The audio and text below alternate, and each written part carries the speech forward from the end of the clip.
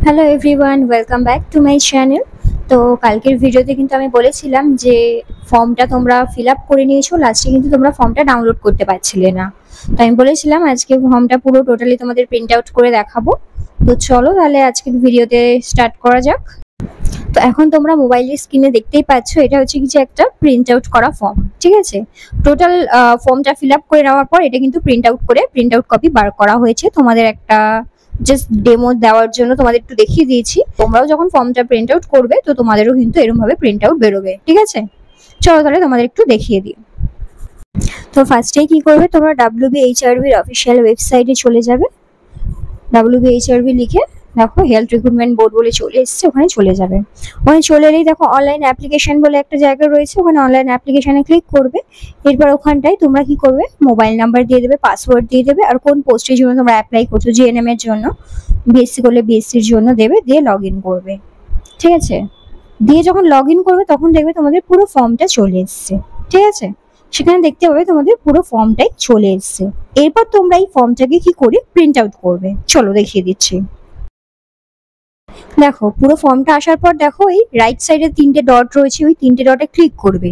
Click করার পর দেখো প্রিন্ট অপশন রয়েছে, প্রিন্ট অপশনে ক্লিক করলে দেখো তোমার দুটো পেজের ফর্ম বেরিয়ে আসবে। দেখতেই পাচ্ছ মোবাইলের স্ক্রিনে, তোমরা দেখতেই পাচ্ছ দুটো ফর্ম তোমরা দেখতে পাচ্ছ এখানে দুটো পেজে। এরপর তোমরা প্রিন্ট অপশনে ক্লিক করলেই কিন্তু তোমার পুরো ফর্মটা প্রিন্ট হয়ে বেরিয়ে আসবে। ভালো করে চেক করে নাও। এরকম ভাবে কি করবে, তোমরা তোমাদের ফর্মটা প্রিন্ট করবে। তোমাদের ফার্স্ট ওয়েবসাইটে যাবে, নিজের ফোন নাম্বার আর পাসওয়ার্ড দিয়ে লগ ইন করবে, দেন ফর্মটা চলে আসবে। এরপর কি করবে, ফর্মটা তোমরা প্রিন্ট করে নেবে।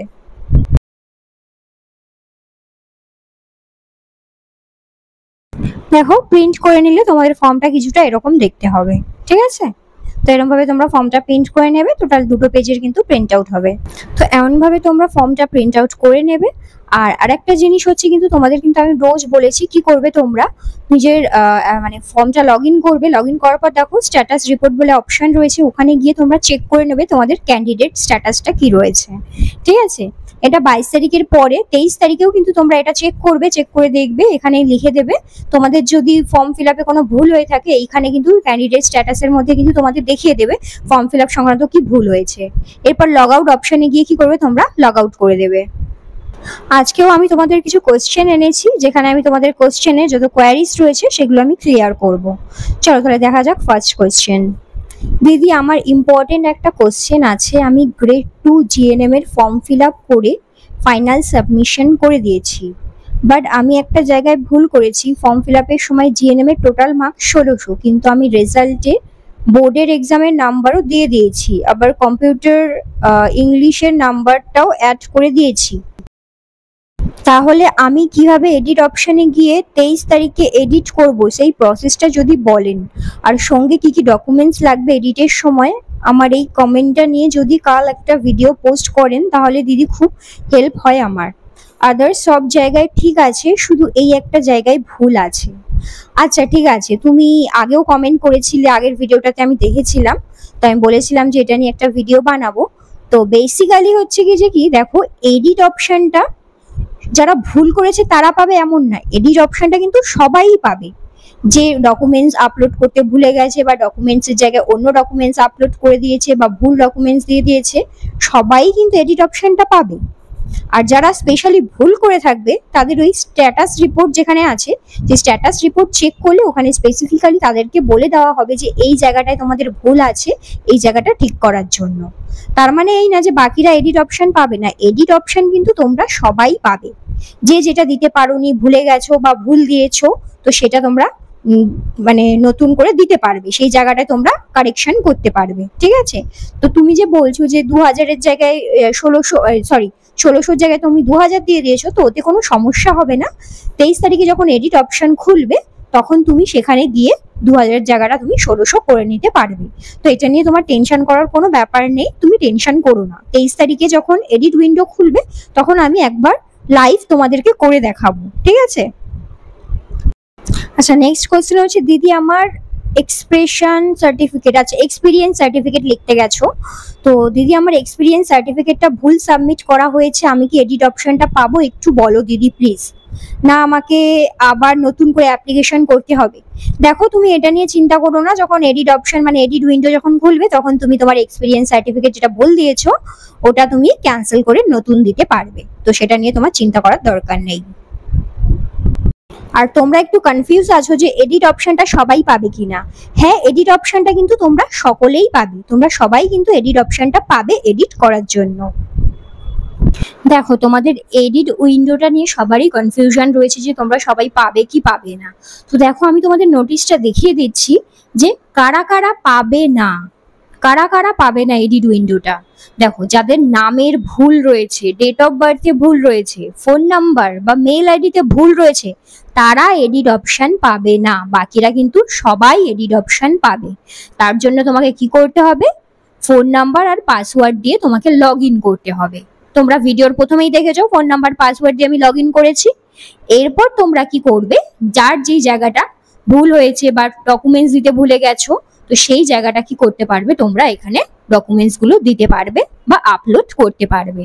ঠিক আছে, তো তোমাদের এডিট উইন্ডোটা নিয়ে যত কনফিউশন রয়েছে বা তোমরা অনেকেও আমাকে কোশ্চেন করেছো যে যাদের ভুল হয়েছে তারাই কি শুধু এডিট করতে পারবে, বাকিরা কি এডিট করতে পারবে না?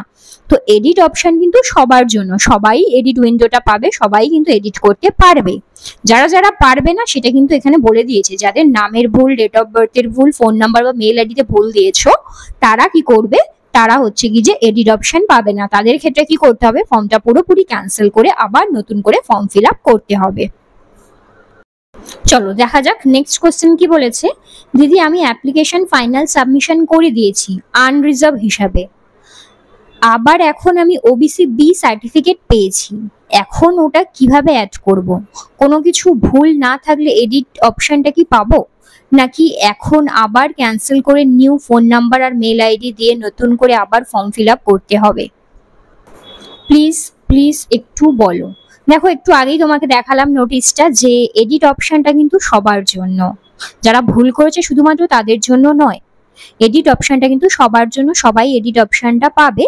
আর যে যেটা দিতে ভুলে গেছো বা আনরিজার্ভ হিসাবে ফর্ম ফিল আপ করেছো পরে ওবিসি এসছে, তো তোমরা সেই জায়গাটাও কিন্তু কারেকশন করতে পারবে। আমি তোমার কাছে এখন হচ্ছে কি যে তোমার কাছে দুটো চয়েস রয়েছে, এক তুমি ফর্মটা ক্যান্সেল করে দিয়ে আবার নতুন করে form fill up OBC B হিসাবে ক্যাটাগরি হিসাবে ফর্ম ফিল আপ করতে পারো, আদারওয়াইজ তুমি এডিট উইন্ডো অব্দি ওয়েট করতে পারো, যখন এডিট উইন্ডো দেবে তখন তোমরা এডিট করে নিতে পারো। It's totally up to you. চলো দেখে নি নেক্সট কোশ্চেন। দিদি অল ক্যান্ডিডেটস কি এডিট অপশন পাবে? যাদের নেম, ফোন নাম্বার, মেল ঠিক আছে তারা সবাই এডিট অপশন পাবে? প্লিজ বলো। একটু আগেই আমি কোশ্চেনটার আনসার দিয়ে দিয়েছি, এডিট অপশন তোমরা সবাই পাবে, শুধুমাত্র যাদের নামের স্পেলিং এ ভুল রয়েছে, ফোন নাম্বার বা মেল আইডিতে ভুল করেছো, ডেট অফ বার্থে ভুল করেছো, তারা এডিট অপশন পাবে না, তাদেরকে নতুন করে আবার ফর্ম ফিল আপ করতে হবে। বাকিরা সবাই এডিট অপশন পাবে। তো এডিট অপশন পেয়ে গেলে যে যেই ডকুমেন্টসটা দিতে ভুলে গেছো বা আপলোড করতে ভুলে গেছো তোমরা সবাই কিন্তু এডিট করে নিতে পারবে। নেক্সট কোশ্চেন হচ্ছে রেসিপ্রোকাল রেজিস্ট্রেশন সার্টিফিকেটে সাইন না থাকলে কি এডিট করে সাইন করে আপলোড করতে হবে? তো রেজিস্ট্রেশন সার্টিফিকেটে দেখবে ক্যান্ডিডেট সিগনেচার বলে একটা জায়গা রয়েছে, ওই জায়গাতে কিন্তু সব ক্যান্ডিডেটকেই নিজের নামে সিগনেচার করতে হবে, না হলে কিন্তু রেজিস্ট্রেশন সার্টিফিকেটটা ইনকমপ্লিট। তো যে যে সিগনেচার করোনি তারা তোমাদের রেজিস্ট্রেশন সার্টিফিকেটে যেখানে সিগনেচারের জায়গাটা রয়েছে সেখানে কিন্তু সিগনেচার করতে হবে। যারা উইদাউট সিগনেচার আপলোড করে দিয়েছো তাদেরকে একটা কথাই আমি বলবো, তোমাদের রেজিস্ট্রেশন সার্টিফিকেটে আগে সিগনেচারটা করে নাও, এরপর যখন এডিট উইন্ডো 23 তারিখে খুলবে তখন তোমরা আবার ওই সিগনেচার করা রেসিপ্রোকাল রেজিস্ট্রেশন বলো বা নর্মাল রেজিস্ট্রেশন সার্টিফিকেট বলো সেটা কিন্তু তোমরা আপলোড করবে। ঠিক আছে, তো আজকের ভিডিওটা আমি এতটাই রাখি। আরো যদি কারোর কিছু কোয়ারিজ থাকে তাহলে তোমরা আমাকে কমেন্ট বক্সে কমেন্ট করো, আমি অন্য কোনো ভিডিও যদি আবার নিয়ে আসি তাহলে তোমাদের এই 4টে কি 5টা কোশ্চেন নিয়ে এসে তোমাদের কোয়ারিজ যত রয়েছে আমি চেষ্টা করব ক্লিয়ার করে দেওয়ার। তো আজকের ভিডিওটা আমি এতটাই রাখছি, তোমাদের যা যা কোশ্চেন রয়েছে তোমরা কমেন্ট বক্সে কমেন্ট করতে পারো। Till then by.